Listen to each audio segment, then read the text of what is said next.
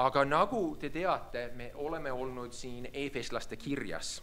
Ja nagu me oleme juba öelnud, siis see on Püha Vaimu poolt antud. See on Püha Vaimu poolt inspireeritud, on see sõna, mis me kasutame, või hoopis sissehingatud on see pigem algtekstis. Ta on sissehinganud elu ja vägi, et see ei ole lihtsalt mingi sõna, vaid see on elu ise meile.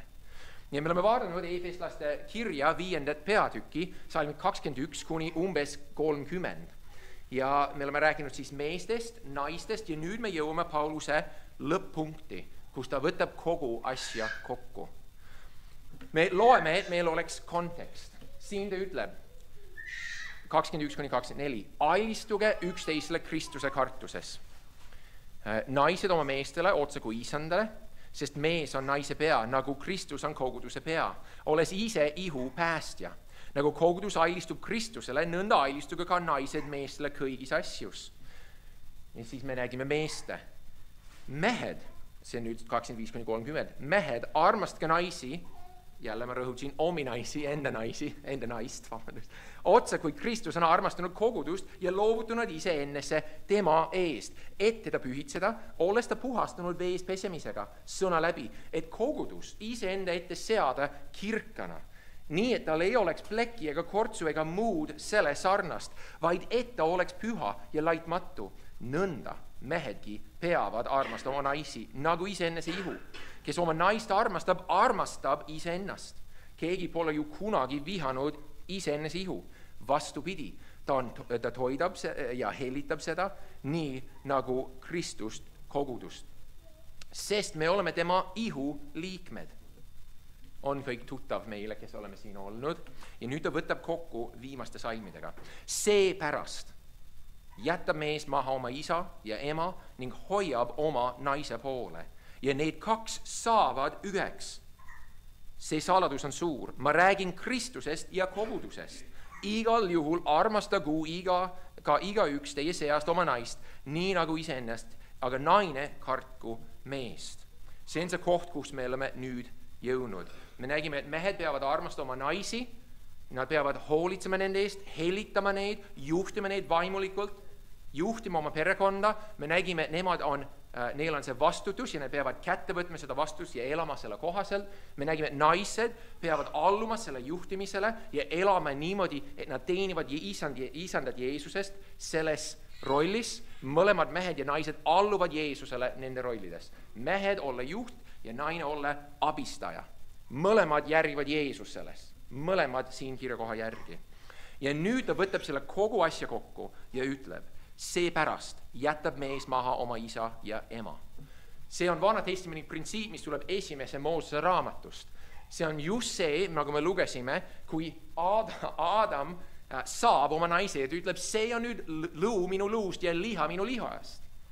Teda kutsutakse naiseks, ta on võetud mehest. Ja need heebrekeelse sõna on ish, mees ja isha, naine, mees ja naine, ish, isha, üks on pehmem, üks on tugevam sõna. Mees ja naine ja mõlemad koos on loodud isanda Jumala peegelpildiks ehk tema näo järgi, mõlemad. Jumal tegi näo järgi inimese, oma näo järgi tegi ta meheks ja naiseks. Koos me peegelme Jumalat kõige paremini. Ja siin mees siis peab maha jätma, päris karm sõna korraks, maha jätma eeldab, et ta peab maha jätma. See ei tähenda ilmtingimata, et ta jätab neid igavesi mahaks ja ütleb, hüvasti, ma lähen nüüd ära, ma ei taha sinuga rääkida, aga lojaalsuse poolest, emotsionaalselt, ta jätab oma vana pere justkui maha, et, siin ta ütleb, hoidma oma naise poole. See maha jätmine on aga suur sõna, sest see on vastan sellele, mis ta nüüd ütleb. See jätab maha oma isa ja ema, nemad on nüüd seal ja ma hoian, aga heebrea keeles see pigem peegeldab, ma kleebun, mees kleebub oma naise külge. Ta ei saa lahti enam ka. Nii et ta kleebub, ta jääb kinni, ta hoiab, ta on liimunud kellegi külge. Adam ja Eeva on nüüd liimitud kokku, aga hoopis on see, et nad on liimunud kokku. See on pigem, et nemad ise on teinud. Mees jätab maha oma isa ja naise ja liimub oma naise külge. Ta jääb talle. Ta jääb ta külge, ta jääb ta koju, see on lõpuks tema oma, ta lihtsalt on nüüd tema. Ja ma mõtlesin, see on päris naljakas, sest see sõna, mis meil on eesti keeles, on päris naljakas. Meil on abielu, eluabi või abieluks on ilus sõna. Aga meil on ka abikaasa, sest minu naine tuleb sinna, kus ma olen. Ta on abikaasas. ja abikaasa on seal, kus ma olen. Miks? Sest me oleme kleepunud kokku. Me oleme üks ja sellepärast Paulus rõhutab seda. Ta rõhutab seda, see on 1. Moosese 2. peatükis. Ja siin ta ütleb, ja need 2 saavad üheks. Ta isegi ütleb üheks lihaks. Ja see on oluline, sest heebrea keeles ja kreekeles ta rõhutab seda lihaks. Ta teeb seda heebrea keeles 1. Mooses Jumal ja siin ta ütleb seda ka, aga eesti keeles ei peegeldu. Üheks lihaks. Miks see on oluline? Me ei räägi siin müstilisest ühendusest. Ehk me oleme kuidagi üks pilv või mull või mingi asi, vaid me saame üheks lihaks. Räägib nüüd mitte müsteeriumist selles mõttes mingi müstilisest asjast, vaid me saame praktiliselt üheks, füüsiliselt elus. See ei ole see, et võib-olla ta on mu naine laupäeval, aga ma teenin isandat ülejäänud aega. Ei, ta on mu naine. Me oleme nüüd liha poolest üks. Me oleme üks. Ja siis on küsimus. Kui ma pean maha jätma oma vanemaid, mis ma siis teen nendega, mis praktiliselt siin on saamal oma vanematega. Mina läksin küll oma emale mitu korda. Nagu te teate, minu suur eesmärk enne kui mu ema surma oli see, et ma tooks ta Eestisse tagasi, et ta elaks meiega. Aga mees, sa pidid neid maha jätma. Aga piibel ütleb, austa oma ema ja isa. Ja Paulus rõhutab seda järgmises peatükis, et su käsi käiks hästi ja sa elaksid kaua maa peal. See on ainuke käsk lubadusega, et sul võiks olla hea. Jumal tahab, et me austame oma vanemaid, aga mis see siis tähendab? See tähendab minu lojaalsus, minu prioriteet on nüüd minu abikaasa. See tähendab see, et vanem võib vajada abi, aga ma räägin läbi oma naisega. Tema on minu prioriteet, ma vaatan, et temal sobib. Me ikka aitame vanemaid. Susanna oli nõus, et mu ema tuleks meiega elama. Me ikka aitame koos, aga Susanna on minu prioriteet. Aga me saame üks, me oleme üks, nagu sukk ja saapas, nagu käsi ja kinnas, nagu Tartu ja Emajõgi on abielu. Me oleme üks. Sa ei saa eraldada neid, nad on üks. Ja Spurgeon, üks kuulus jutlustaja Inglismaal ütles niimoodi, et abielu on 2 inimest, kes on 2 jõgi, kes voolavad kokku ja nad voolavad nii segamini kokku, nagu jõed teevad koos, et see enam ei saa vahet teha, kus üks algab ja teine lõpeb. Ja ma kasvasin üles linnas, kus oli 2 suurt jõge. Üks oli Assiniboia jõgi ja teine oli Punane jõgi ja mõlemad oli pruunid. Kuidas see on loogiline, ma ei oska öelda. Aga sa nägid, et üks oli helepruun ja teine oli tumepruun ja nad voolasid kokku ja segunesid ja lõpuks ma sai teadnud ja kõik oli nüüd Punane jõgi, mis oli endiselt pruun. Aga see on see, mis 2 elu teevad. Nad tulevad kokku, segunevad ja nüüd meil on üks. Need 2 saavadki üheks. Ja see on sellepärast, et Salm 30 ütleb Jeesuse kohta, sest me oleme tema ihu liikmed. Me oleme Jeesuse ihu liikmed. Me oleme üks Jeesusega. Ja seda ta palvetab Johannese 17. peatükis, et me oleme üks, nii nagu tema on üks isaga. Meil on ühend Jeesusega ja ta ei jätta meid maha. Meil on see ühend. Ja see saladus nüüd 32 on suur. Ta räägib nüüd saladusest, inimestele meeldib saladus, sõna siin on müsteerium. Müsteerium on see sõna siin. See on suur. Ma räägin Kristusest ja kogudusest. Mis ta siis räägib siin? Müsteerium siin kontekstis, Efeslaste kirjas on alati see, mis on nüüd Kristuses ilmsiks saanud. See on alati niimoodi siin kirjas. Kas see on nüüd see, paganad ja juudid, kõik usuvad Jeesusesse, on nüüd üks ihu Kristuses? Või kas see on see, et juba Aadamast ja Eevast, juba Moosesest, Abrahamist, Taavetist on abielu alati olnud saladus. Ja mis see saladus on, mis on ilmsiks saanud? See on alati olnud pilt Jeesusest ja ta kogudusest. See on see, kuidas ta kasutab sõna siin saladus Efeslaste kirjas. See saladus abielus on see, et see on alati olnud Jeesus ja ta kogudus. Alati. See on alati olnud pilt, kuidas Jeesus annab ennast, et lunastada oma pruuti. Alati. See on see sõna siin. Saladus Jeesuses ilmsiks saanud. Ja Jeesuses nüüd pruut saab puhtaks, ilusaks. Ja nüüd pruut ehk kogudus järgib oma päästjat. See on alati olnud abielu tähendus. Ja sellepärast ma ütlesin mitu nädalat tagasi, et pulmatseremoonia ka veel Eestis, naine riietub valgega, mees ootab ees ja naine tuleb ta juurde. Miks? Sest kunagi Jeesus võtab meid enda juurde valgena, nagu me lugesime ilmutuse raamatus. See on pilt Jeesusest. Kas oled islami kultuuris, kas oled budisti kultuuris, Eestis abielu tähendab Jeesust ja ta kogudust. See on see saladus. See on see saladus. Sellepärast, kui meie riik näiteks ütleb, et abielu võib olla samasooline, nemad eksivad. Rängalt. Sest abielu on tähenduspoolest alati see, mis Jumal on öelnud. Jeesus ja ta kogudus. See on alati mees ja naine. Alati. See tähendab, kui me räägime abielust, me räägime Jeesusest ja ta kogudusest. See on fakt siin kirjakohas. See on see, kui me räägime kogudusest ja Jeesusest, me räägime tõelise abielu pildist. Ja me näeme seda ilmutuse raamatust, mis Sander luges ennem, et Jeesus kutsub oma koguduse enda juurde ja nüüd ta on valge ja ta tuleb. See on talle pulmapidur. Miks see pulmapidu on? Kas Jeesus siis abielu?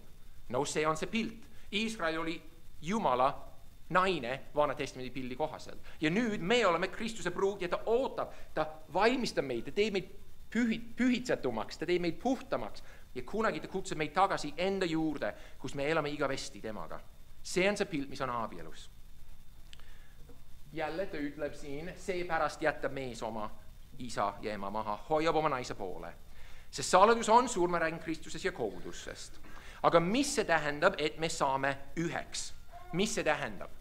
Mis see tähendab, et mees ja naine saavad üheks? Ma ütlesin, see on juba füüsiline asi. Ma elan Susannaga. Tema elab minuga. Meil on sama voodi, meil on sama söögilaud, meil on sama külmkapp, meil on sama auto, meil on samad lapsed. Ma ei saa tast lahti, see on nagu me oleme üheks loodud, on ju. Kõik, mis minul on, kes ma olen, on Susanna oma. Kõik, kes Susanna on, kõik, mis Susannal on minu oma. Me oleme üks. Ja enam ei ole algust ega lõppu, me oleme üks.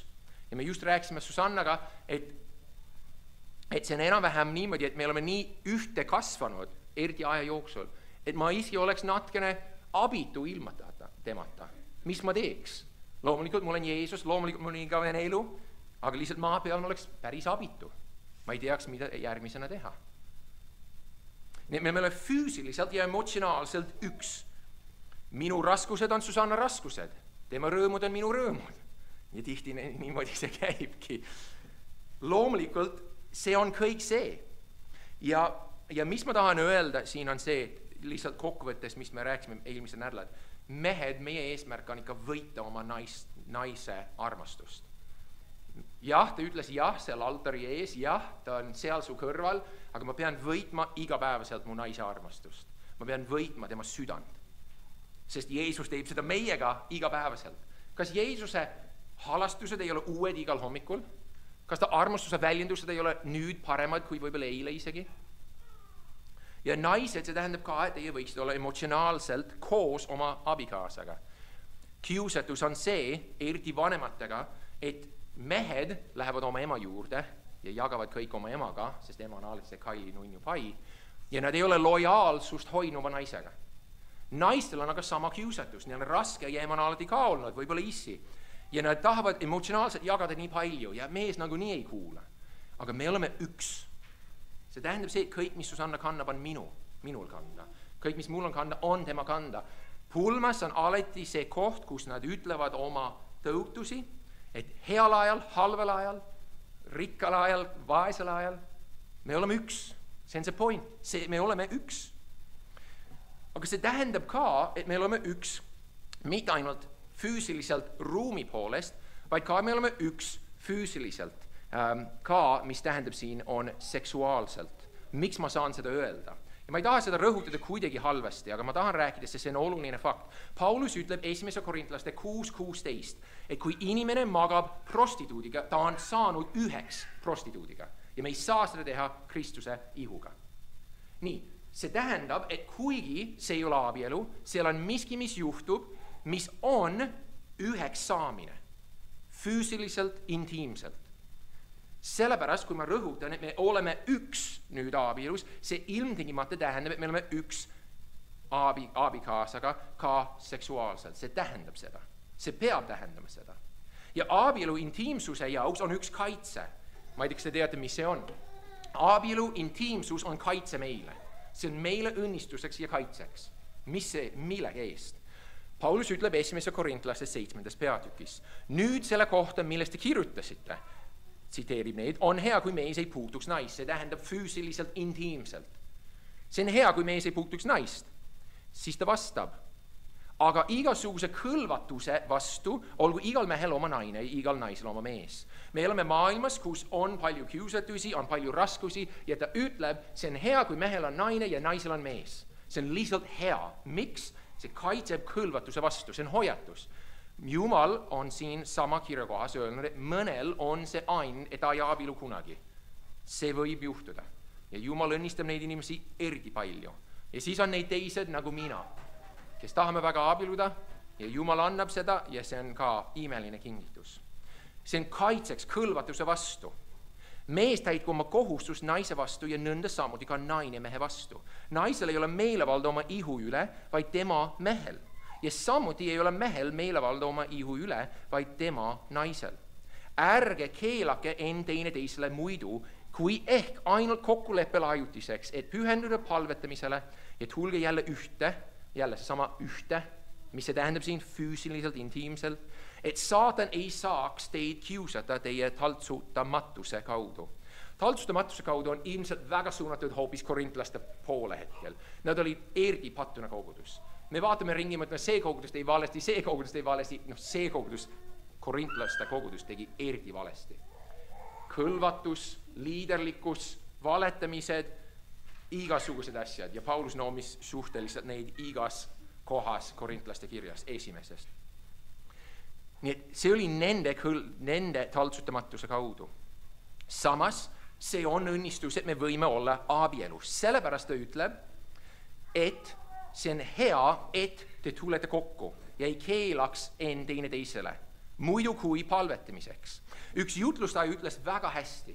Me teeme karuteene, kui me räägime vahekorrast, nagu see oleks mingi must asi. See ei ole must asi. See on auline pilt ka Kristusest ja tema kogudusest. See on auline ilus pilt Kristusest ja ta kogudusest.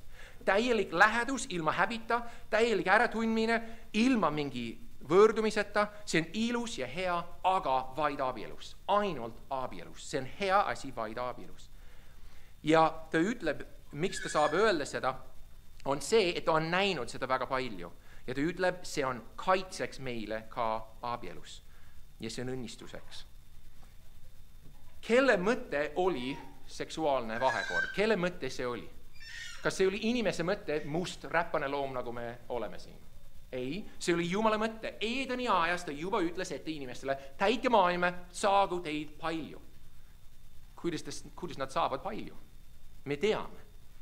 See oli Jumala mõte ja nüüd on küsimus, kuidas Jumal vaatas Aadam ja Eeva peale, mäletad abielus olevatele, kuidas Jumal vaatas nende peale, kas vastikusega või kas ta tundis rõõmu ka oma loodu üle, kes täidavad nende eesmärki? Ma ütlen, et ta tundis loomulikult rõõmu, jälle ainult abielus. See oli tema mõte. Aga nüüd me räägime nii siin ainult halvast, aga ma saan öelda, kui me räägime abielust ja üheks olemisest, me räägime ikka sellest, et me oleme intiimne suhe. Kas me räägime intiimsusest või lihtsalt koos? Minu emotsioonid on Susanna oma, tema oma on minu omad. Me oleme intiimsed nii kui nii. Ja seks on üks koht, kus see väljendub. See on armastuse väljendus, see on ilus asi, see on nagu termomeeter, mis näitab, kuidas meil päriselt läheb. Sellepärast on palju probleeme sellega. Aga Jumal ütleb midagi endas sõnas, mis on väga ootamatu. Ma loen ja tsiteerin õpetussõnad 5:18-20, sest ma räägin sellest, kui see on lihtsalt kohustus. Nagu see on lihtsalt halb kohustus, see osa abielust. Aga siin õpetussõnad 5, Jumala inspireeritud sõna ütleb, olgu õnnistud su allikas ja tunne rõõmu oma noorpõlve naisest, kes on otsa kui armas ema hirv, kena kalju kits, ta rinnad joovastugu sind igal ajal, eksi alati tema kailistustesse. Eksi alati. See eksimine on hea asi siin, see ei ole halb asi, eksi valele teele, kui me vaatame seda pildisse, see pole lai tee. Eksi nagu kuku, lange sinna sisse, see on hea asi. Tema kailistustesse. Miks peaksid mu poeg eksima võõra naise juurde? kaisutama võõra maa naise põue. Jälle sama hoiatus. Kui sul ei ole hea suhe ka intiimselt oma abikaasaga, siis oht on see, et sa lähed mujale. Sa lihtsalt leiad muud allikad. Ja õpetusõnad 5, Paulus 1. korintlaste kirjas ütleb, seda ei tohi kunagi teha. Tunne rõõmus sellest allikast, mis Jumal on sulle andnud. See on Jumala sõna siin, see on ju Piiblist, ma ainult tsiteerin seda. Ma ei loe mingit halba asja, see on Jumala sõna. Jumal mõtles selle peale. Ja siin rõhk on see, et ma alati saaks nautida mu abikaasa kailistusi, lähedust. Ja siis on lihtsalt see loomulik asi, neile, kellele ei meeli see teema, varsti mul on läbi, aga ma arvan, see on oluline osa, sest jälle abielus on mitu kihti. Ja siin on lihtsalt see, kas Piibel räägib sellest, peale siin, mis me nägime, et ainult mitte palvetamise pärast, kas see üldse räägib sellest, kuidas see intiimsus peab käima. See ütleb lihtsalt niimoodi, tunne rõõmu sellest ja see viitab selle, et see on regulaarne. Täidame teineteise vajadusi. Ja üks jutlustaja ütles väga hästi, see on see sama Andy, keda ma tsiteerisin 2 nädalat tagasi, kui mitte eelmine ka, kes ütles, meie kristlastena tahame teenida oma eludega. Ma tahan teenida kogudust, ma tahan teenida inimesi ja Jumal on mulle abikaasa, keda ma saan ka teenida. Ta ütles niimoodi, sina, mina peame kaasa kandma oma risti ka abieluvoodisse. Ma teenin oma abikaasat. Ma teenin oma abikaasat ja jälle see ei ole häbiga, see on ilus pilt Jeesusest ja ta kogudusest. See on ilus särav pilt. Paulus aga ja Saalomon hoiatavad aga. Siin ütleb Hebralaste 13.4.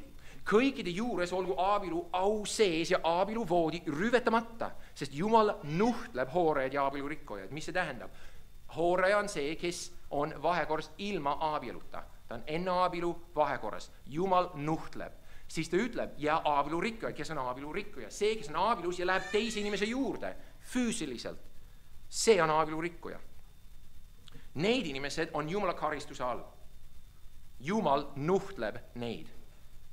Kui sa ei ole veel abielus, siis mu suur soovitus, mu suur käsk siin on see, et hoia ennast puhtalt meele poolest, südame poolest, käe poolest. Jumala austuseks. Jumal tahab mitte kõige teravamat nuga sahtlis. Kas sa teadsid seda? Ta ei taha kõige teravamat, siis ta valiks mingit poliitikut. Ta valiks mingi matemaatikut, kes on hästi tark. Ta ei taha kõige teravamat nuga sahtlis. Mis ta tahab?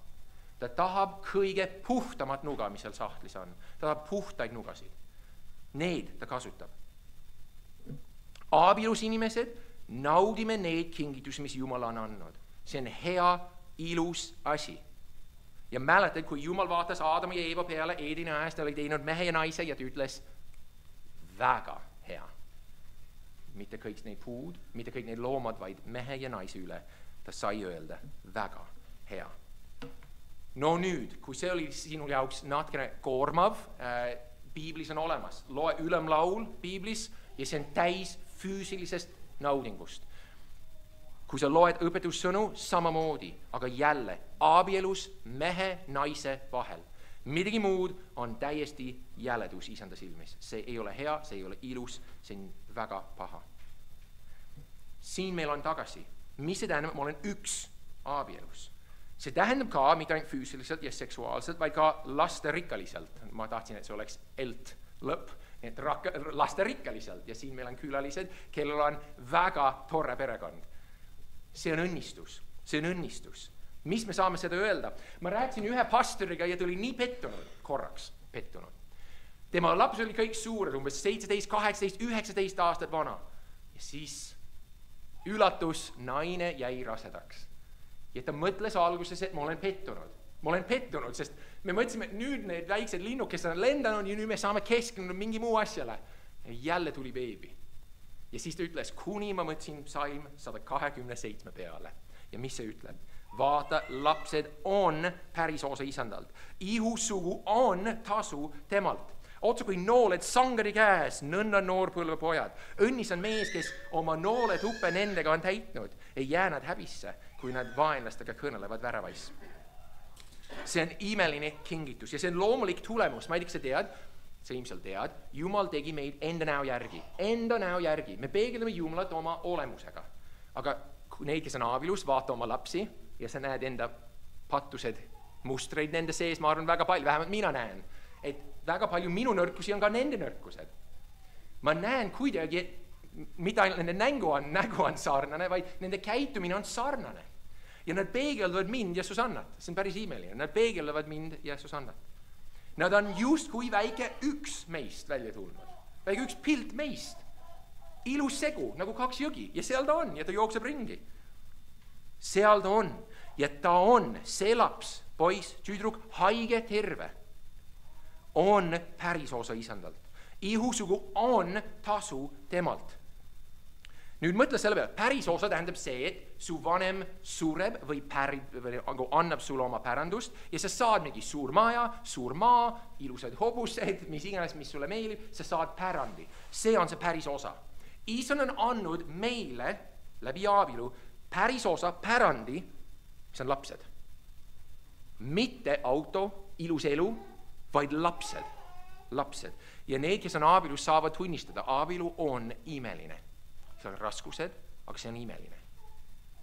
Kui see tõutus on nii fakt, et abielu on hea, see, kes leiab naise, leiab hea, siis mis siis, kui ta ütleb, et lapsed on päris osa? Ma arvan, Steven, sa võid öelda, lapsed on päris osa. No, väga vaikselt ütles. Mina ütlen, nad on päris osa. Nad on.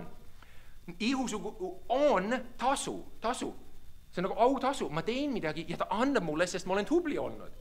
Ta on andnud mulle tasu. Minu lapsed ei ole lihtsalt koormus. Nad ei ole lihtsalt väsitav asi. Lapsed on minu õnnistus. Nad on kingitus isandalt. Nad on minu heaks. Ja samas nad kasvatavad mind pühitsuses väga palju. Ma ütlesin Susannele, et abielu on natuke nagu ahi. Mees või naine ilma abieluta on natuke nagu väike muna, mis istub päikse all ja loodab varsti saab küpseks. Ma mõtlen praetud. Abielu on nagu ahi. Läheb päris hästi, aga lapsed on mikrolaine ahi. Ja see on pühitsus. Mina arvan, ma olen tubli kristlane ja siis ma abielun. Ma nägin, et Kalle on ikka väga isekas. Ja siis tulid lapsed. Öösel ärkavad, nutavad, tahavad. Oi, see on mikrolainu ahi. Ja kui suureks õnnistuseks, miks? Kas minu eesmärk kristlasena ei ole saada Jeesuse sarnaseks? On ju nii. Minu eesmärk on saada rohkem nagu Jeesus. Abielu teeb seda, aga lapsed lihvivad väga kõvasti maha kõik see isekust, sest sa pead oma mina suretama igapäevaselt nende pärast. See on päris imeline kingitus. Nad on kingitus meile, päris osa. Kui palju, siin on küsimus, kui palju, kas ma pean täitma maailma? Kas ma pean seda tegema? No me võime tõesti palju lapsi saada. Nad on õnnistus. See käsk täitke maailm ja saage palju oli enne pattu langemist, nüüd on asjad nagunii raskemad, aga ikka on see tõde, et see on hea, piibel kinnitab seda, aga samas me ei pea kunagi kogu aeg harima maad nagu Aadam. Aadamale käsk oli see, et hari maad. Me hetkel istume siin ja kui te lähete koju, te vist ei hari maad. Ma eeldan, võib-olla mõni on põllumees. Me ei hari maad kogu aeg, samamoodi nagu käsk oli ka, et ailistu kogu ilma ennastele. Nii et siin on lihtsalt küsimus. Kas me peame ilmtingimata nii palju lapsi saama, kui üldse on võimalik? Ma arvan, see on õnnistus ja ma tean mõned, kes on võtnud sellise seisukoha, et nad teevad seda. Kui Jumal annab, me võtame. Seal on kaks vaaret. Üks on see, et me võime teha seda, kui see on täielik loomulik. Ehk me vaatame, et naisel on oma rütm kehas ja me ainult vaatame, siis ei teki laps. Igal juhul me kontrollime midagi sellega. Igal juhul me kontrollime. Ma ütlen, nüüd me ei saa laps, nüüd me võime midagi teha. Igal juhul see kontrollib. Teine on see, et me nagunii kontrollime, siis mis seal vahet, kui me kontrollime teiste viisidega. Ja mis ma saan öelda on see, et ainult üks koht piiblis räägib sellest, kui halb asi, see on esimese Mooses, vähemalt see kõige selgem, esimese Mooses 38, 2-9. Ja seal Juudal on üks poeg, kes on kurimul, see on Onaan, ja see ütleb seal, et ta hävitas oma seemet, et mitte anda oma vennele sugu. See halb asi ei olnud see, et ta midagi tegi oma seemnega, vaid see, et ta ei andnud oma vennele sugu. See on 2 korda rõhutatud seal kontekstis.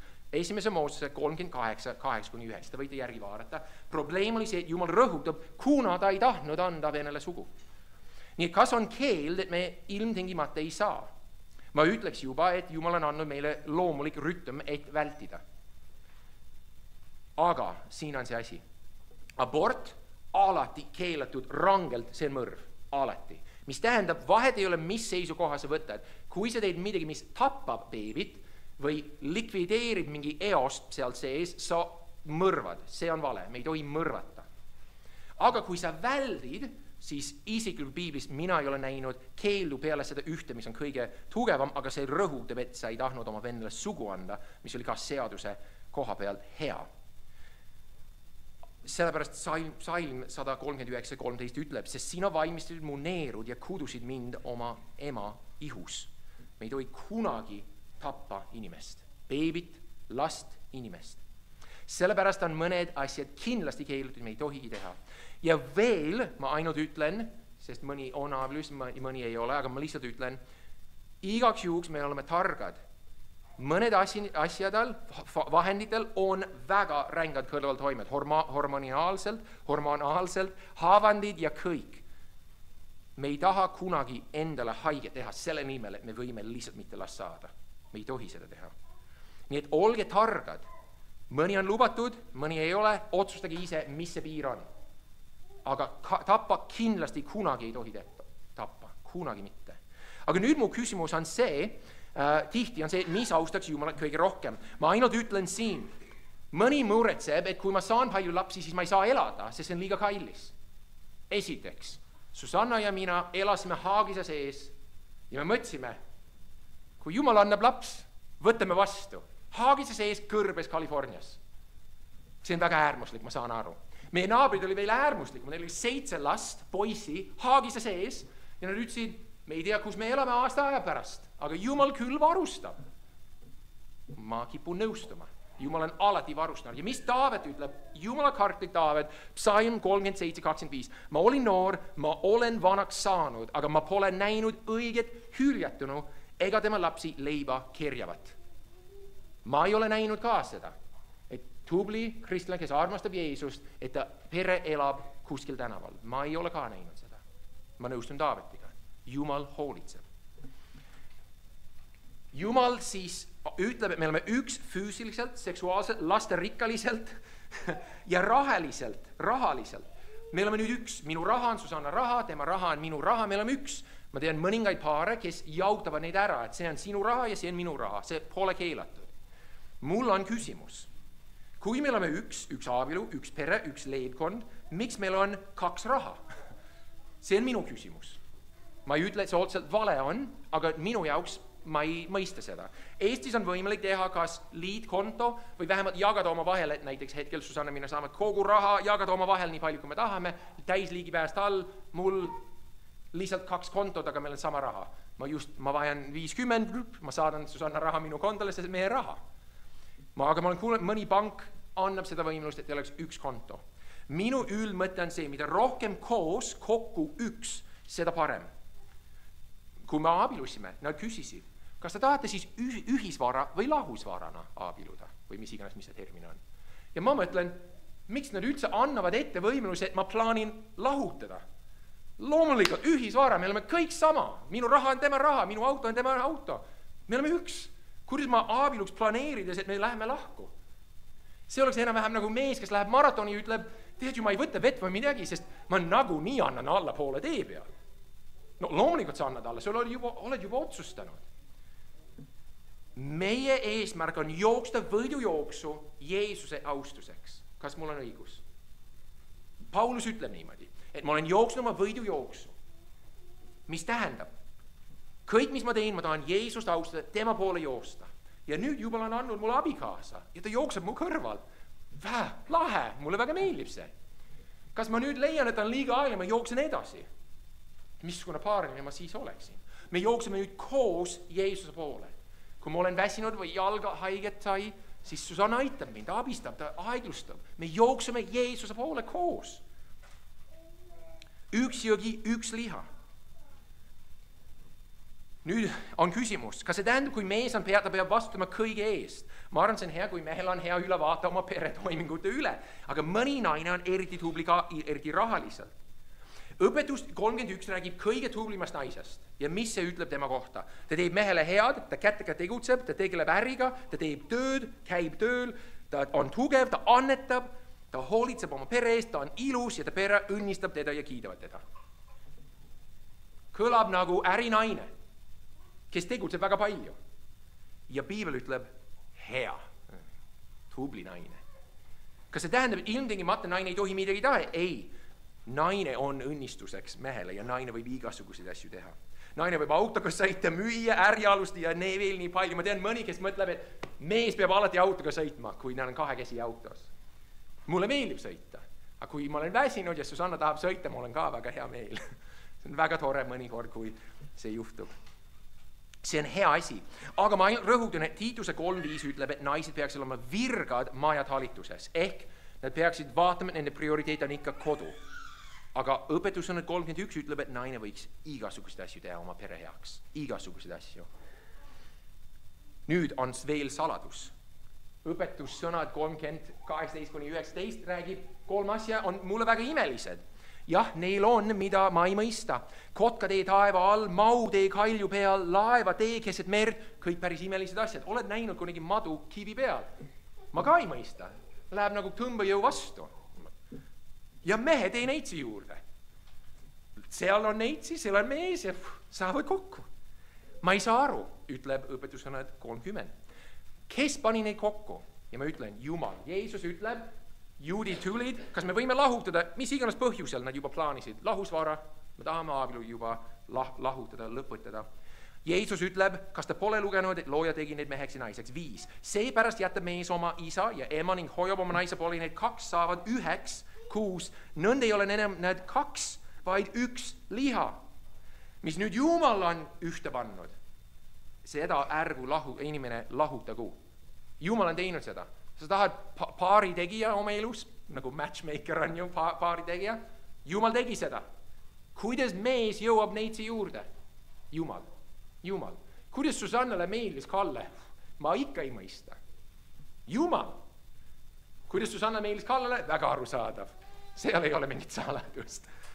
Aga kuidas vastupidi, ma ikka ei saa aru. Nüüd meil on asi. Malaki 2.16 algus ütleb, sest ma vihkan lahutust, ütleb issand Iisraeli Jumal. Me peame tegema kõik, mis üldsegi võimalik on, et 1 jääb 1 elu lõpuni. Kõik.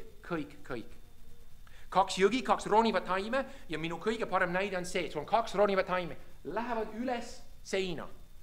Nad lähevad oma vahel, põimivad, seal on viljad peal, nagu pere on ju, ja siis üks ütleb, ma võtan see 1 ära, ütle, mis jäi mõlemast. 1 on kindlasti juba surnud suhteliselt ja teine saab nii haavatud, et see tõenäoliselt varsti sureb. Piiblis on ainult 3 kohta, kus annab võimalust ja see ei ole kunagi hea võimalus. Surm, abielu rikkumine, uskmatu poole lahkumine. 1. Korintlaste 7 on uskmatu pool lahku, Paulus ütleb, te olete orjastatud, ei ole orjastatud. Sa abielud saad kristlaseks ja nüüd see teine ütleb, ma vihkan Jeesus, ma vihkan siin, ma lähen ära. Paulus ütleb, sa ei ole orjastatud. Abielu rikkumine, Mattiuse 19, Jeesus ütleb, kui te uuesti abielute, muidu kui pornea pärast, abielu rikkumise pärast või mis see sõna võiks seal olla, väga lai, siis te rikuda abielu ja surm on arusaadav, aga need ei ole rõõmu asjad. Need on valusad, rasked asjad, 2 taimi, mis saavad täiesti hävitatud sama protsessi poole peal. Meie jääme 1 elu lõpuni.